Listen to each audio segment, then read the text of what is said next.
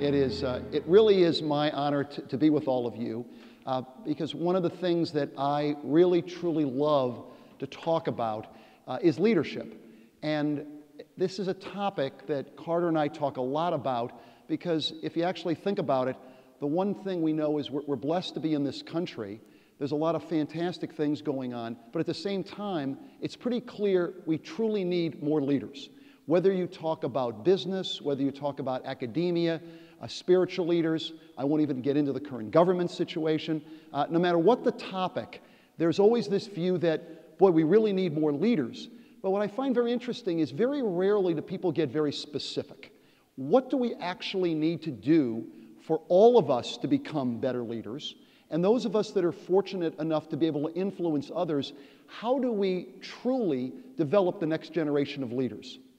And I think it's really something that's really worth thinking about. So I spend a lot of time thinking about it and writing about it. I had the opportunity to go to Northwestern. I always say it was a few years ago, and my wife Julie says, no, it was 38 years ago. I said, Julie, it was 38 years ago for you. We were there together. That ends that discussion, okay? And I ended up going to work at Baxter Healthcare, as Carter mentioned. I went there for 2 years. I forgot to leave, and I was there for 25 years, starting off in different roles. And now, having the opportunity to teach, and it really is a blessing to really take the time to think about this whole topic of leadership. And one of the things I thought would be helpful is to talk about a couple characteristics of leaders and a couple of principles. And what I would encourage you to do as I talk about some of these, think about people you know, people you've worked with, people you've read about. How many of these characteristics and principles that the people that you admire have? And since we're all trying to become better leaders, which of these would you say, I've got that one nailed. That one I'm very good at, but that one, to be honest, I could get a lot better, right? Because I always tell folks that I have very, very few answers, but like everybody in this room, I have many, many opinions. Okay, so I never do Q&A, I do a lot of Q&O. And so Lonnie, who's the boss here tonight, said, Harry, we'll definitely make sure that people can ask questions. So I would encourage you, feel free, and I'll give you my opinion on it. One of my opinions right up front is that I think, unlike many things, leadership is not a destination. It isn't like you take the CPA test or you become a medical doctor and you've actually said, I've done that. I think leadership is a journey. I think every single day we're given, all of us can become better leaders. And the better you are, and you take the time to think about it, how much better could I be on that journey? So when I literally think then about some of these characteristics, I'll go through several of these. And as I said, jump in, give me your thoughts. But when I think of leaders, there's several that come to mind. The first characteristic I usually think about is very strong leaders are people who can keep things simple. Keep things simple. And the reason I say that, we all run into people, maybe this has happened to you, where I'll have somebody come up to me, maybe it's Carter, I'm just pretending. Carter comes up to me and says, Harry, I need to talk to you. This is very complicated, very, very complicated. My approach would usually be, Carter, I got a better idea. Why don't you go back to your office? Why don't you try to figure out how to make it simple? Then we'll talk about it. But Carter says, no, it's very, very complicated. And at that point, you have to explain to Carter, Carter, that's why we have you. That's why we call it work. Right? And as a matter of fact, if it was already simple, we may not need you. That usually handles this problem, by the way. Okay? And the other way, you may have heard of this, somebody says, what kind of person is Lonnie? I'm just making this up, not really true. And somebody says, be careful when you say, go ahead, Lonnie, you're right. So somebody says, what kind of person is Lonnie? Say, very bright, very focused. Maybe the one issue with Lonnie, though, she gets a little bit lost in the trees. She doesn't see the forest. Are you familiar with that expression, sort of lost in the trees, you don't see the forest? There's many people I've run into who do not even get to the trees. These are the people that are in the root system. They've seen a few trees, but the forest would be like the fifth dimension for these people. And one of the things I'm always asking people to think about is how good are you and how good is your team getting from the roots to the trees to the forest? How good are you at putting it in perspective, looking at it globally, looking at it holistically? Right? Because you think in a lot of organizations, there are some people, they're really good at a particular function or a particular activity, but if you can't put that all together, if you can't say, what are we trying to do overall, very, very difficult to lead something, right? So this whole idea of keeping things simple, very, very important. And by the way, I've realized over time, it's sometimes good to describe what something is not. So when I say simple, that does not mean that occasionally we don't have to get into the detail, right? Because sometimes you got to find the root cause. And the expression you'll sometimes hear is they'll say, boy, sometimes we need to dive down to the bottom of the pool. Okay? The problem is some people dive down to the bottom of the pool and they never resurface. Okay? So I'm very big into oxygen. You want to take the deep dive, but you better resurface and be able to put it all in perspective. Okay? Another characteristic I find of strong leaders is that these are people who use a lot of common sense. And when I mention this to leaders sometimes, or students, they'll say, well, but that's sort of obvious. I mean, obviously, we're going to use common sense. Well, having visited a couple hundred companies now, a bunch of different organizations, I'm always reminded of one of my very favorite Mark Twain quotes. Huckleberry Finn, Tom Sawyer. One of my favorite Mark Twain quotes is at one point he said, if you stop and think about it, you actually stop and think about it, he said, everything is common sense. The problem is that common sense is not common. And if you look at what happens in a lot of organizations, you say, wait a minute, he did what? Hello? And I think the people that are the leaders, in a very, very respectful way, they'll say, well, wait a minute, hold on a second. Does that really make sense? What are we trying to accomplish here? What are we trying to do? How does all of this fit together? Right? So simple and common sense. And the third characteristic, and this is a very big one to me, is that the people that are the leaders start leading ASAP, as soon as possible. Okay? Now, many of you may have observed this. When you talk about leadership sometimes with younger people, sometimes they'll come up on a break and they'll say, well, I really want to be a leader. I really want to be a leader. But I've got this slight problem right now. I don't have anybody reporting to me. Now, I'm going to take great notes, and when I get the phone call that I've got somebody reporting to me, I'm going to shove this thing into fifth gear, and I'm going to start leading. But right now, I don't have anybody reporting to me. Okay? So I mentioned up front, no answers but a lot of opinions. One of my strongest opinions is that the people that are the leaders start leading long before they have anybody reporting to them. Right? And I don't know if you have the same sense, but when I even say the words long before, I can go back to Baxter Healthcare 36 years ago. Baxter, like a lot of organizations, would hire 20, 30 people every year.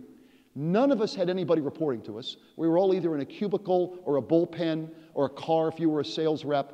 But you could usually tell after 2 or 3 weeks the 2 or 3 people that would end up leading something, right? A little too early to tell would they be leading a unit, a function, a division, but you knew they'd be leading something.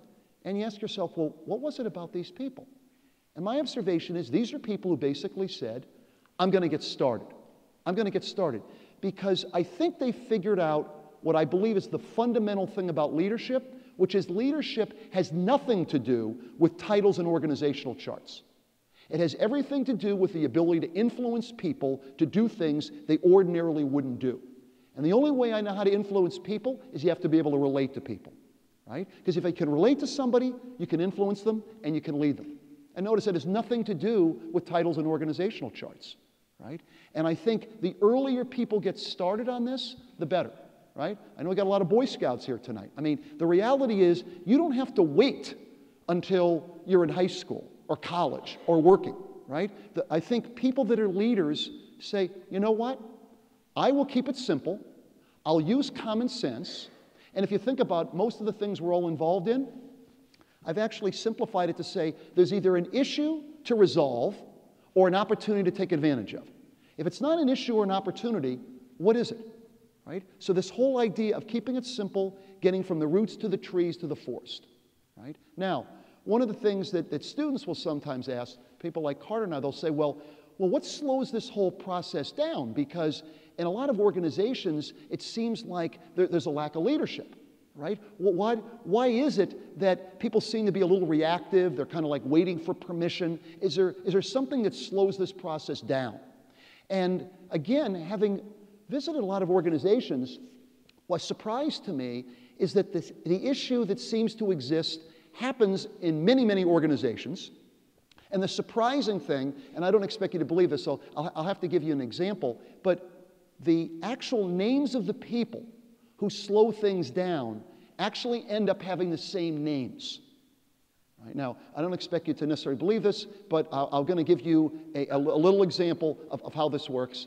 and then you can tell me whether you've observed this or not. And so I'll use a little example, knowing a couple of the names of the folks that are here, okay? So in this little story here, I guess we're going to have Dr. Dave, is it Allison?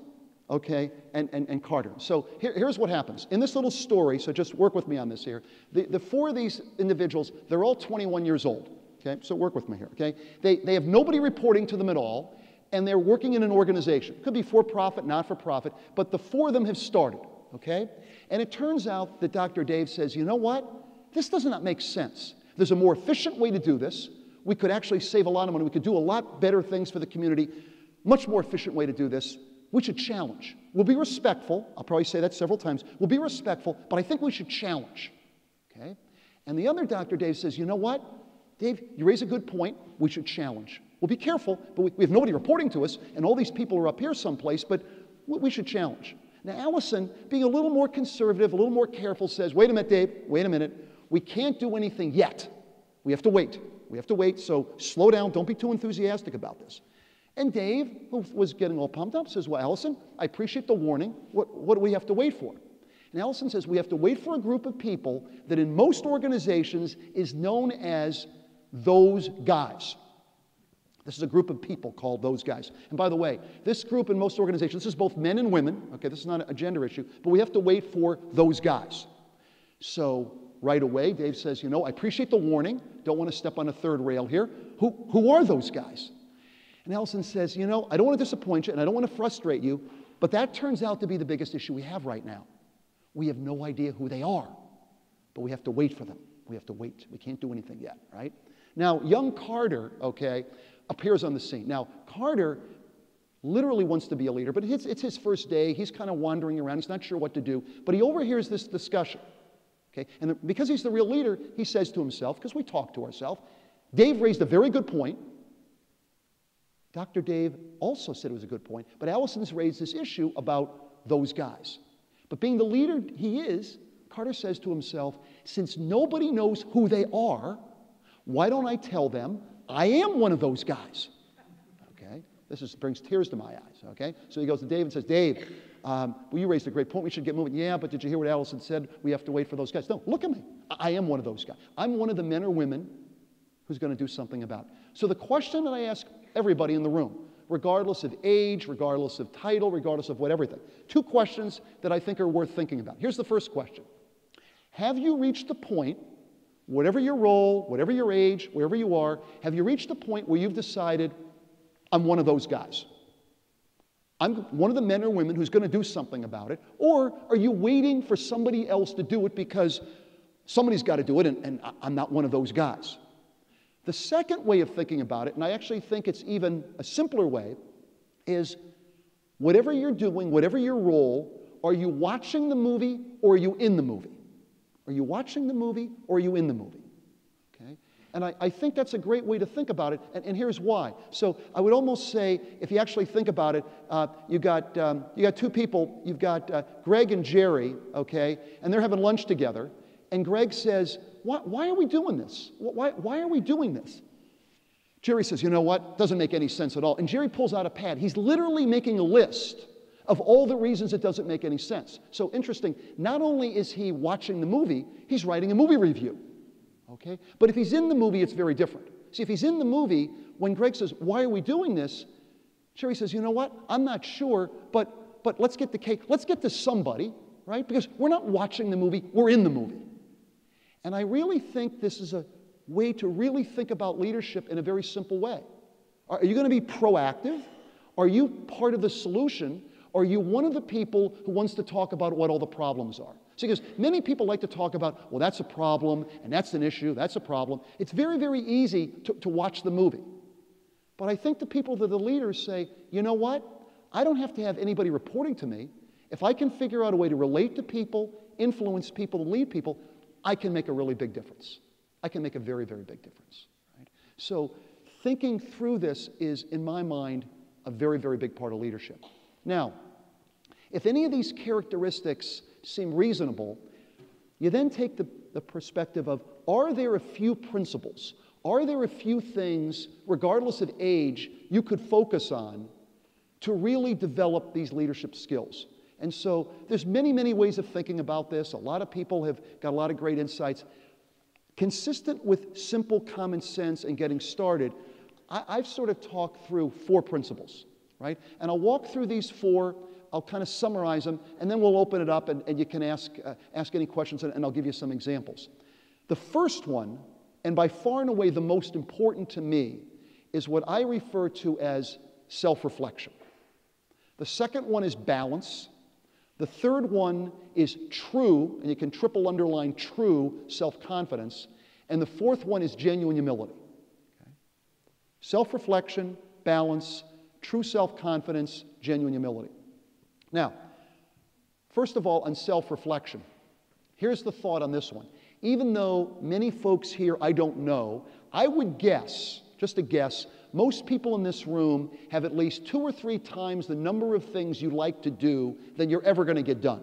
I don't mean to disappoint you on a Monday evening, but if you think about your career, your family, your spirituality, your health, a little exercise, a little sleep, a little enjoyment, a little bit of fun. Maybe we have people in the room that actually realize we're here for a blink of an eye, and maybe you feel a moral responsibility to make the world a better place. We can go on. There's a lot to do. Now, when you realize there's a lot to do, and you may not be able to get everything done, the typical response of people as conscientious in this room, well, I'll just go faster and faster. This is where the multitasking kicks in, right? Because if I can go fast enough, maybe I can get through more things, right? And then with all these smartphones and devices and so on, they've tricked us into believing, well, I can just go faster and faster, right? I'm walking downtown Chicago this morning. You know, people are walking across red lights because they're looking at their smartphone. Everybody's in motion. And the question that I ask folks to think about, a very sincere question, is have we confused activity and productivity? We're unbelievably active. It's amazing how active we are, but how productive are we? Or are we moving so fast, we have no idea how productive we are? That would take time we don't have, so let's just keep moving. Okay? But I think the people that are really strong leaders, the very first thing they do is take the time to self-reflect. And by saying self-reflect, I mean you turn off the noise, you turn off the gadgets, you get off by yourself, and you ask yourself a couple of basic questions. Now, the types of questions I think are worthwhile to ask are questions like the following.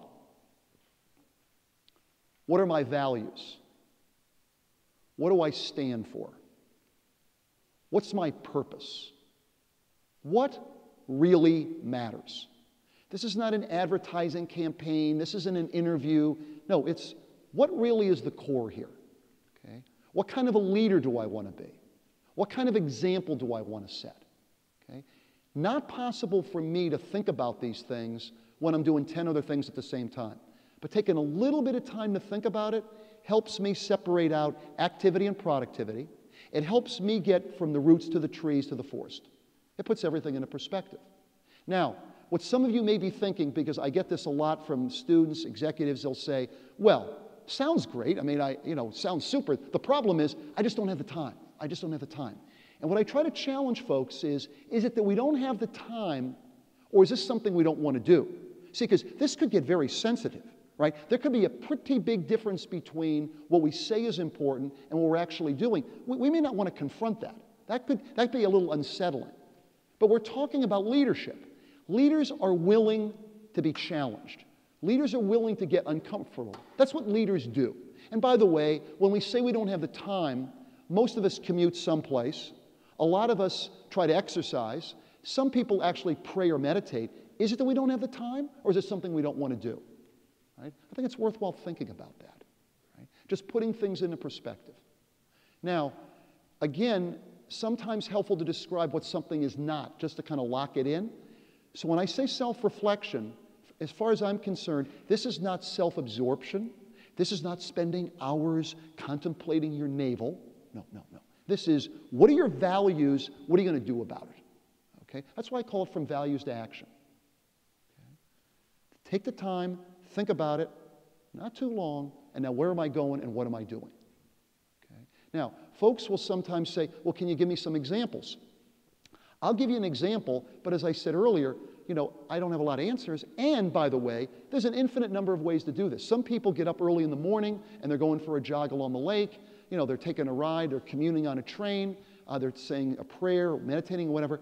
I happen to be one of these late night guys. Carter and I always sort of tease about the fact that there's only 2 hours one of us isn't up, okay? Because I usually go to bed around 1 or 2 and he's up at 4. But for me, I'm sort of these late night guys, right? So I will take 15 minutes. This is not, again, self-absorption. I'll just take 15 minutes every evening and I will go through a personal self-examination.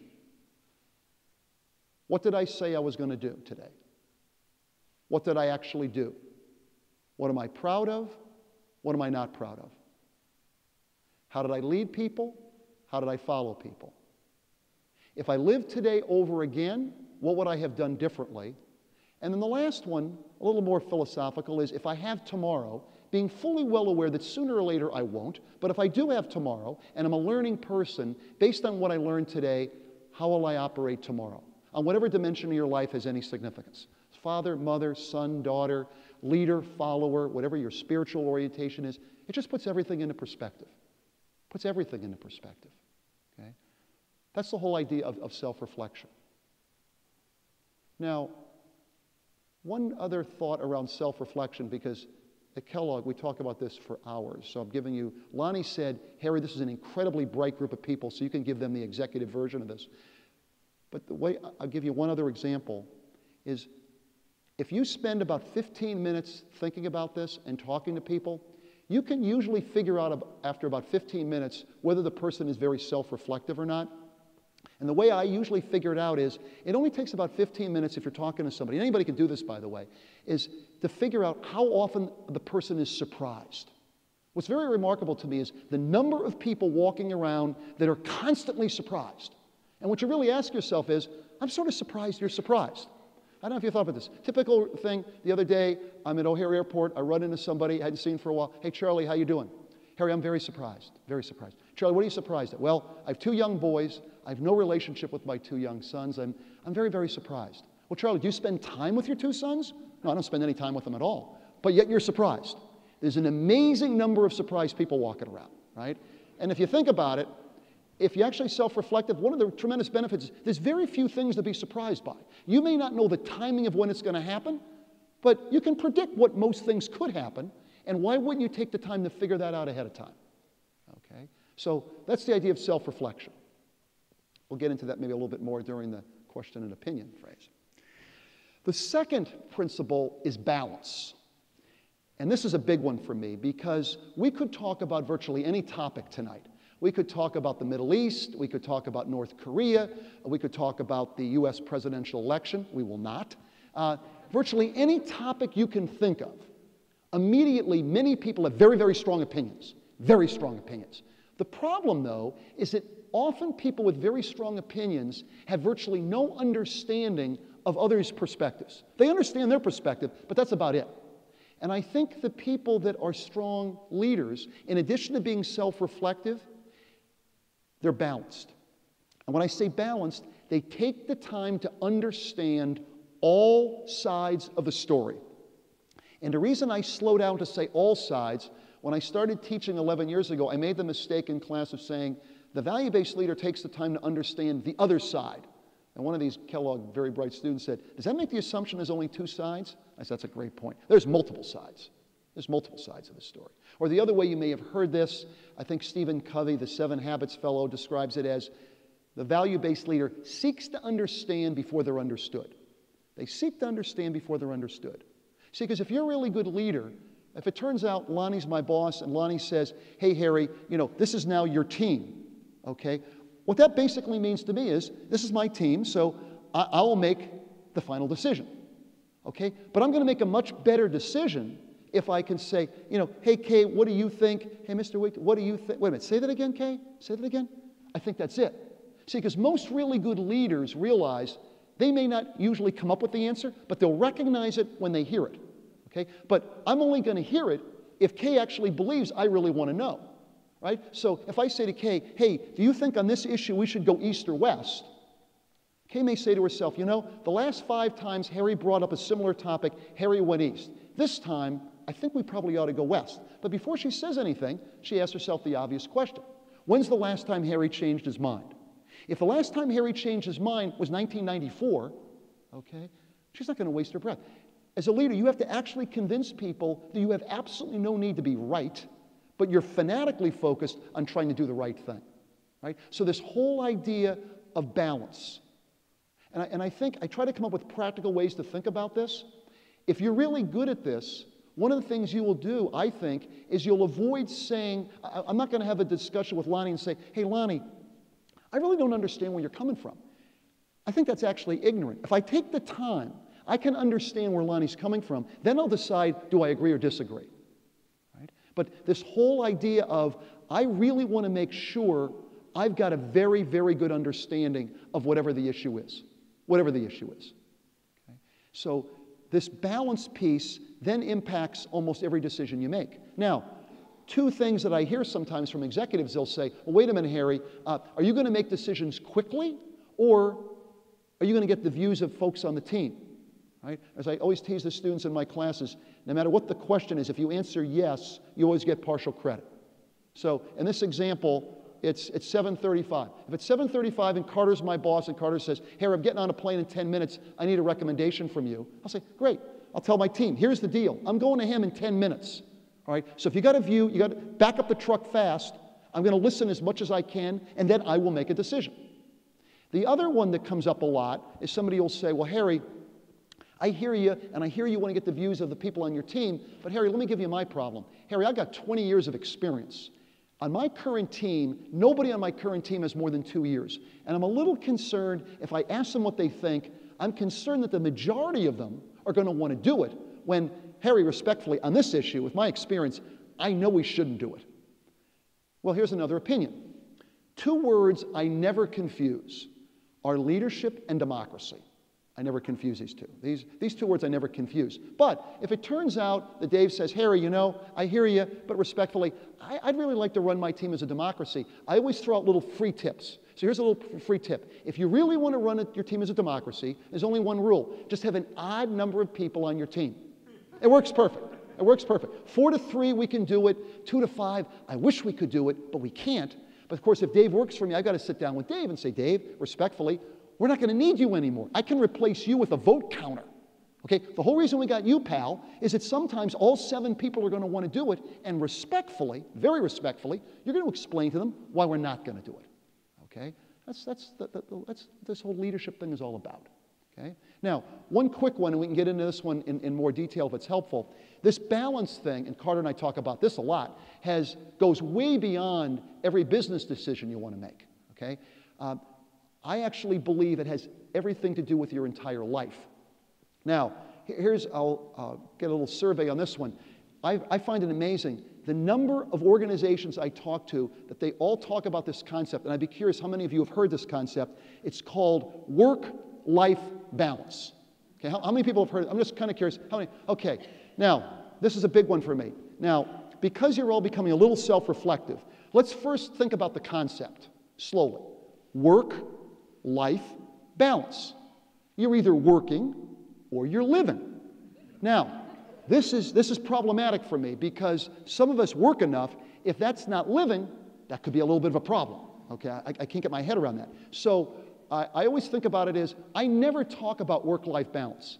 I talk about life balance. Okay, and what's very interesting is in groups sometimes people don't want to talk about life balance, but when you talk to people one-on-one, most people I've ever met are trying to balance their lives. Now, in talking to a lot of people when I was writing the first book, I thought, well, how do different people think about this life balance? And can you put the things that are important to you in certain buckets? Well, everybody's going to do this differently. I mean, everybody in this room will think about how they allocate their time differently. But talking to a bunch of different people, I realized you can actually put things reasonably well into 6 buckets. Now, some people may not use 6, some people may have 10, but talking to a lot of people, I realized you could put things pretty much into 1 to 6 buckets. So very quickly, think about it in no particular order. You got a bucket for your family and your friends. You have a bucket for your spirituality. You have a bucket for your career. You have a bucket for your health, which could include a little bit of sleep, a little exercise. A bucket for entertainment, enjoyment, going to the game. And then you have a bucket maybe for making a difference, social responsibility, being a best citizen. Now, if you think about those 6 buckets, and I've got exercises I have the students go through, there's a couple rules on these 6 buckets. The first important rule is if you allocate a percentage of your time to each of these 6 and say to yourself, what's your goal? What's my goal for my life and everything else? One of the key rules I always tell is the sum of those 6 percentages cannot exceed 100%. Now, some would say, well, that's obvious, that's common sense. No, it's not, because maybe like myself, some of you have had bosses. My very first boss at Baxter, literally the first week said to me, Harry, I'm going to need 110% from you. I remember thinking to myself, what's this guy talking about? Okay? I mean, I can't get my head around. What does that mean? You have a pie? Hey, how do you have 110%? That did not go over well with this guy, but but I ended up staying and he didn't. But what can I tell you? So how are you going to allocate your time? Right? Now, the reason why I always start with self-reflection, it's very, very important, because here's one that many of you have probably observed. Think of the number of people who you know well, who care about you, who feel like they can be really honest with you, that'll say, you know, Harry, I need to talk to you. I'm having trouble balancing things. I'm gonna tell you right now, with the number of things going on, I'm having trouble balancing my life. My observation is the great majority of people that are having trouble balancing their lives have not been self-reflective enough to figure out what they're trying to balance. Right? Because if you say something's important and you're spending no time on it, was it, well, yeah, it would have been nice to do, but it's not that big of a deal. Or, oh, no, it's really important, but I'm not disciplined and focused enough to spend the time on what's really, really important. Okay? So this whole idea of balance becomes incredibly important. Incredibly important. To the point where as a former math major, I always say one of the things that are very important to me is having favorite numbers. So does anybody else study mathematics here? I'm curious. Anybody? I appreciate it. Most don't admit it, so I appreciate this. All-time favorite number. All-time favorite number. And I think about this number almost every day. 168. Incredible number. I think about this all the time. Usually in a group like this, there's about 1 out of 10 people who absolutely know, I'm sure one of the Boy Scouts will know, the critical, unbelievable importance of 168. Now, you have to raise your hand, before you guess, I do want to warn you, particularly this is school. I did this a couple months ago, and I said, what's the critical importance of 168? And one guy raised his hand, and he said, is it a prime number? It ends in an 8, okay? I don't think it's a prime number, okay? The critical importance of 168, volunteer? 24/7. Number of hours in a week, right? So the interesting thing here, in a world of total uncertainty, okay, it's 20 to 8. I'm pretty confident if we get in this room at 20 minutes to 8 next Monday night, in a world of total uncertainty, I'm pretty confident 168 hours would have gone by, right? Now, some would say, well, that's obvious. I mean, you think about it, it's sort of obvious. When I do this in class, it turns out it's not obvious at all. Here's why it's not obvious. So just pretend now it's 20 to 8 next Monday. Usually I can divide the group almost exactly into 2. And here's exactly what happens. I go to somebody on this side of the room and I say, Kay, 168 hours have gone by. Kay's response, yeah, you mentioned that last week. I thought about my buckets. Quite frankly, I was working pretty hard this week. I didn't get a chance to spend as much time with the children, but I get it. I'm a work in process. I never get to utopia here, but I get it. Then you come to somebody on this side of the room and you say, Margot, 168 hours have gone by. Margot's response, isn't that amazing? Isn't that, no, it's not amazing, Margot. It's literally 24 times 7. There's nothing mildly amazing about it, right? But why do people say that? Well, because whether you do nothing or you plan it, the 168 hours go by, right? So everybody has got 168 hours. How do you think about them? And are you spending the time on what you say is really important? And if you're not, why not? Okay? I gave you more examples, but that's balance. So we're self-reflective, and it's a journey, as I said. We try to become a little more self-reflective. We try to become a little bit more balanced, and that gets us to true self-confidence, number 3. Now, the first obvious issue around this one is, what's the true? I mean, you're either self-confident or you're not. Why do we say true? Well, many of us have worked for people who can act very self-confident, who have no self-confidence at all. You may have run into these people in your career. I don't mention names, but I'm talking about the macho, do what I told you to do, I've never made a mistake crowd, okay? I'm not talking about those people. I'm asking the question, this is very personal, by the way. You can think about this when you're taking a walk. Do you have true self-confidence? And I'll give you a couple ways of thinking about this one, because I think this was pretty important. The easiest way for me to think about it is what I call the obvious. I am very well aware of the fact, that by definition there will always be people brighter than I am, more athletic, more articulate, more whatever, but I'm okay. I'm okay. I know what I know. I know what I don't know. I'm a learning person. I'll get better each and every day. I'm a work in process, okay? Again, let's define what it is not. When I say true self-confidence, this is not egotistical. It's not arrogant. It's not obnoxious. Nor is it complacent. It isn't, oh, I've arrived. I'm really good. No, I'm pretty good, but I'm going to get a lot better. Some describe it as you're comfortable in your own skin. You're sort of okay with yourself, but not overly cocky about it. But, you know, you're a work in process, okay? Now, if you really want to think about this one and say, well, geez, you know, do I really have true self-confidence? I've actually realized there's two questions you can ask yourself that'll help you on this journey, okay? Here's the first question. Have you reached a point in your life, whether you're, you know, in elementary school, high school, college, wherever, have you reached a point yet where you're comfortable saying, I don't know? You know, Greg, I don't know, but by the way, if you're my boss, when do you need an answer? I'll get you an answer in 5 minutes, but I just don't happen to know. And I'm not going to wing it. I'm not going to act like I do, but I'll find out pretty quick for you. I just don't know. Second question. Have you reached a point yet in your life where you're comfortable saying, I was wrong? Forget what I said. What Tom said makes more sense. Let's do that. Okay? Now, the reason I find this topic fascinating is literally take the time to think about it. Why is it that most people don't want to admit they don't know, and they don't want to admit that they were wrong? Why is that? Why is that? My sense of it is if Tom's my boss and I say, hey, Tom, I don't know. I'll get you an answer pretty quick, but I don't know. Or, boy, I was wrong. Forget what I said. What Allison said makes more sense. I may be worried, what's Tom going to think of me? What's Tom going to think of me? All right? What's very interesting is if you actually believe that leadership is about the ability to influence people, and the way you influence people is you relate to people, most people do not relate well to people who know everything. Most people don't relate well to people that never make a mistake, right? So if I say, Tom, I don't know, but I'll find out for you, Tom may say, hey, he's kind of a regular guy. I can actually relate to him. He can relate to me, I can influence him, and I can lead him, right? So it almost works the opposite, but I always have to come back to balance for a minute because I have to remind the students, you do have to know your job, right? If Carter works for me, and every time I ask him to do something, he says, well, Harry, I don't know how to do that, well then, Carter will be unemployed, okay? So you do have to kind of know your job, but you don't have to know everything, right? So true self-confidence. And by the way, this one's also interesting because folks will sometimes say, well, how many people do you think have true self-confidence? I have no idea. My sense is not a lot of people. And then, of course, you have to ask yourself, well, why would you believe that?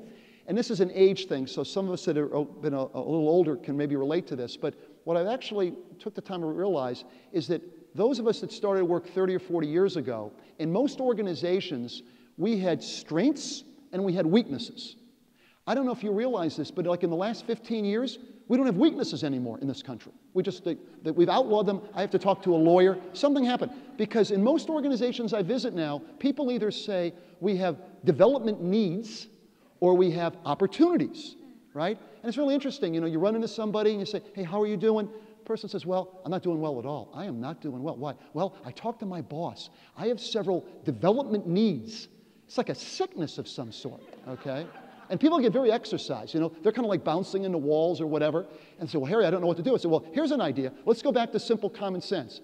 Every single person in this room, I'm positive, is probably good at a couple things, right? So crazy idea. What if you continue to get better at what you're good at, and the things you're not that good at, you surround yourself with people that are better than you are at the things you're not that good at? This is not a revolutionary new concept, okay? This is this team thing, right? From like thousands of years ago, right? So it's 80,000 BC. You and I are in the cave together. Hey, tell you what, you go get the meat, I'll get the berries, we'll meet back at the entrance of the cave. There's nothing new here, okay? But where this falls apart, let's be honest, here's where this one falls apart. Think of your bosses. This falls apart because this only works if you're willing to admit what you don't know, okay? So I run into people all the time. They'll say, a couple weeks ago, a guy said to me, you know, this self-reflection, that's worth thinking about. I'm gonna take the time. Balance, Yeah, I'm going to take the time. This true self-confidence, I got a real problem. Real problem. I said, what's the problem? He said, I have 800 people reporting to me. I hold my cards very, very close to the vest. I have no desire to let those 800 people know what I don't know. I'm not going to divulge what I don't know. What do you think about that? And I'm the guy who's usually got to explain, they already know what you don't know, okay? I mean, think about this. Has anybody in this room ever had a boss? You couldn't write a book on what they didn't know. I could write some pretty long books on my bosses. But, you know, if you're my boss, I'm actually hoping you don't know everything, right? Because if you know everything, you may not need me. I have 5 children. I need a job, okay? So you know what you know what you don't know. And you might as well tell people because they already know what you don't know, all right? So I always come back to this simple common sense thing, all right? True self-confidence, true self-confidence. I always have fun with this one because the students will usually say, well, have you always been willing to do that? And I said, yeah. I said, this self-reflection thing came very early on to me. I could tell you that story sometime. But because of that, I did realize I might as well divulge what I don't know because people know anyway. One student said, well, give me an example of what you don't know. I said, well, I have a background in mathematics and finance, so numbers is the thing I'm pretty good at because that's my training. So if somebody wants to swap euro, yen, go short, long term, put a derivative, I pick it up pretty quick, right? But I always admit I have absolutely no mechanical knowledge at all. None. Zero. So give me an example. If somebody says to me, what kind of heat do you have in your house? I have hot heat in my house, okay? I do. There's probably a boiler. There's probably something. I've never been downstairs, right? So I got the thermostat. Or as my wife Julie will say to me, Harry, you're the only human I know that when you flush a toilet, it's a miracle, okay? Now, I know a great plumber. I know a great heating guy. I don't waste a whole lot of time trying to figure it out because I'm not going to remember anyway, right? You know what you know, and you know what you don't know, right?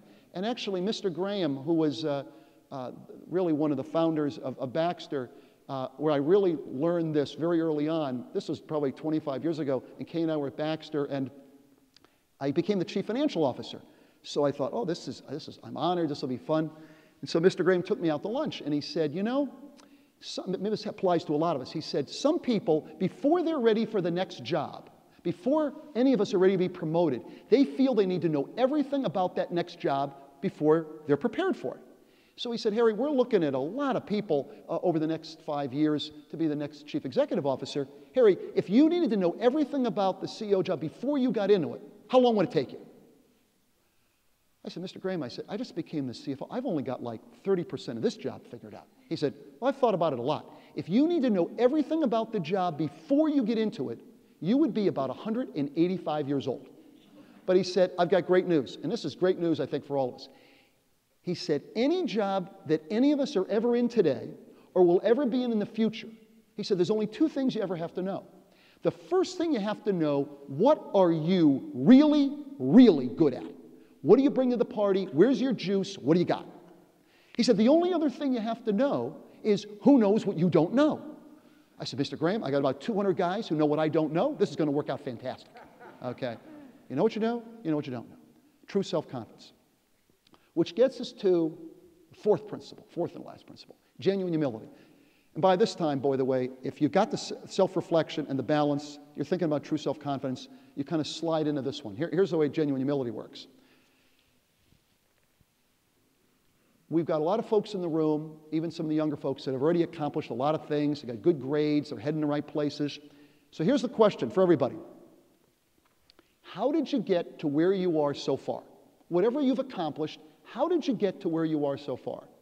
Now, having done this a couple hundred times, young people, middle level, senior people, a lot of different countries, I find it actually fascinating that I almost always get the same top 2 responses. Top 2 responses, how did I get to where I am? Harry, I work very hard and I have certain skill sets.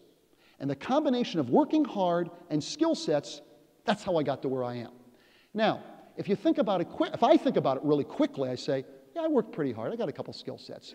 But since now everybody in this room is self-reflective, maybe there's a few other things that have happened, okay? I'm going to give you 4 that have impacted me. Whether they've impacted you or not, I don't know, but here's 4 for me. No particular order, but math majors, we always number things, right? Number 1, luck. Let's pause a moment on luck. I was a very lucky guy. Very, very lucky guy. Remarkably lucky guy. Number 2, timing. Being in the right place at the right time for me was remarkable. Now, some people combine luck and timing. Timing was so good for me, I give it its own special category. Why? I don't know if this happened to any of you, but there were several times in my career that I got promoted. The person who was in the job before me, when they were in the job, they accomplished nothing. You replace these people, you look like you walk on water, right? I mean, a couple of times I said, hey, I'm just breathing. Big improvement over the last guy, okay? Remarkable, just remarkable, okay? Luck, timing. Number 3, the team. I mean, hello. You accomplish nothing without the team, right? Nothing. You know, and if you go back to when you were first starting, you know, I can remember being in a cubicle thinking, hey, couple of these people, they can do the work of 2 or 3 people. I can barely get my own work done. They're doing the work of 2 or 3 people. But rather than getting depressed about it, I realized, wait a minute, I don't think they can do the work of 20 people. So if I can figure out a way to relate to people and influence people, maybe lead people, I could actually do relatively well, okay? But it's all about the team. It's all about the team. So luck, timing, the team. The 4th one, a little bit more personal. This applies to some of us. There's a spiritual dimension. I think everything that I have, their talents I've been given, I'm supposed to use to the best of my ability. If any of those work for you, could be luck, could be timing, could be the team, could be something upstairs, depends on the person. If any of those 4 work for somebody and they actually are self-reflective, I think what starts to happen is the following. You start to realize, I'm not going to forget where I came from, right? Because most of us start off with very little or nothing. You keep things in perspective. The way we used to describe it at Baxter, we'd say, you don't read your own press clippings, or if you do read them, you don't believe them. And 4th, and very, very, very important, the higher up you go in an organization, there better be a few people who knew you before you became a big shot, right? Because the higher up you go, there will be people, I guarantee you, who will say things like, Harry, you're remarkable, Harry, you're amazing. Well, if Harry's not careful, Harry could actually start to believe it. And as soon as you start to believe it, you can't get your head through doors anymore, right? I mean, you look at these doors in the back of the room, pretty doorway. I got to tell you, I know people whose head physically would not fit through that door, okay? You say, well, how did that happen? Well, if you actually believe it's all about you and it's not about the team, it's a real problem. So, in my mind, once you start to realize every single person matters, every single person matters. Now, the problem with this is there's a lot of people out there who say this, oh, every person matters, but then you watch their behavior and you realize they don't know what they're talking about. But if you actually realize that, your ability to relate to people, influence people, and lead people is absolutely astronomical. Okay? But you have to actually take the time and you have to actually believe it, right? Because the danger of it being about you, let's go back one time again. If leadership is about the ability to influence, and the way you influence is you relate to people, most people do not relate well to egomaniacs. Most people do not relate well to people where it's all about them rather than about the team. Okay? So this whole idea of, boy, if I can keep it simple, if I literally can get from the roots to the trees to the forest, I can employ common sense, and I can really make sure I get started as early as I can. And I mean as early as I can.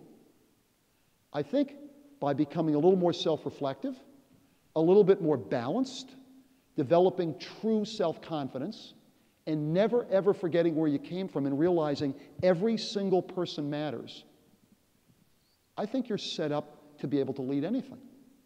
And I focus an awful lot on this whole thing of it starting with each of us as a person. And sometimes people will say to me, well, boy, you know, for a guy who's pretty mathematical and financial and so on, this sounds a little qualitative. I mean, you know, where's the hardcore math in all this? So to convince myself that everything about leadership actually starts with yourself and being self-reflective and being self-aware, I actually put together 3 equations. Math people, we put this together, that's what we convince ourselves, right? So I had 3 equations I had, and it goes like this. If I'm not self-reflective, is it possible for me to know myself? I doubt it. The second part is, if I don't know myself, is it possible for me to lead myself? I would doubt that. The third part is if I can't lead myself, how could I possibly lead other people? Right? A then B, B then C, C then A, transitive property of equality. It matters. Okay? So that's the thought process. And again, as Carter knows, I literally could geared up here to do this for another 4 hours. But I think what I'll do is I'll stop here.